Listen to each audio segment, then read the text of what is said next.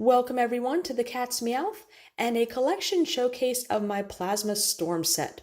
So this was the first of 3 Plasma series, and what I really like about this is that they introduced something a little different.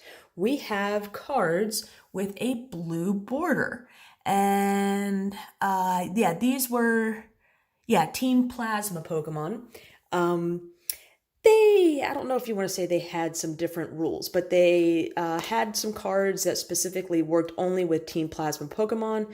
And you see a couple more there with a couple of ultra rares as well. We'll kind of cover on some of the things that they could do when we hit the trainer section. But I don't think this lasted past the Plasma series. I think, it makes sense, Plasma Pokemon, we're only in the Plasma series. But even if it was just for a little while, I liked that they introduced a very unique game mechanic. I'll admit that I haven't competed in a few years, haven't judged in a few years either, so I'm a little out of date on a lot of the rules. So they may have very well introduced some cool new mechanics since then. But I remember, Plasma Snorlax was a very interesting deck. Plasma Lugia was a fantastic card. But I just love that they did something different. They have a blue border. They've been really consistent about this yellow border, so that was big. Here are some of the trainers. Colress Machine. Here's something about letting you search for a plasma card.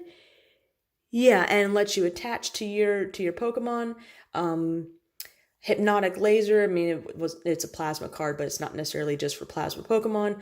Colress helps reshuffle your hand. Verbank isn't a plasma card, but that was a very useful card in this set.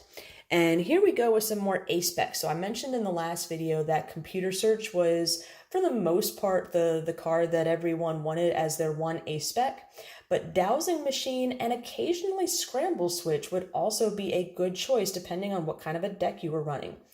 Now we also have some beautiful full arts. Lugia obviously is the most playable, but I really like how that Articuno looks. And Colress was a very useful supporter, so that was a very useful full art to have. Oh, and I forgot, this is the set that has the Charizard and the Blastoise shinies. Oh, I'm really excited to take a closer look at these and hope that they're in gem mint condition. I would love to get these graded. The gold random receiver is awesome too. I hope that one's in good shape as well. But oh, it would be lovely to send off a Charizard and a Blastoise from this set to grade. So now we're going to flip relatively quickly, I think, through these reverses.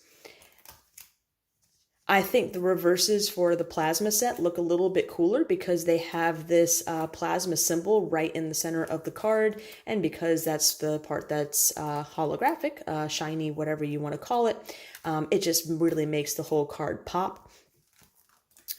But you still have the set symbols in the background for all of the reverses as well. So they're all very nice looking reverses. I shouldn't have any favorites. But yeah, it's hard not to point out the ones that I like a little bit more.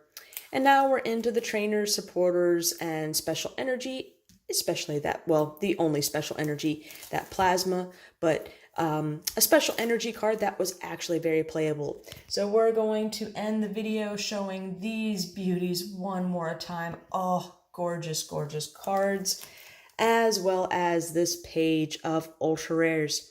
So I hope everyone has enjoyed, and will stay tuned for more.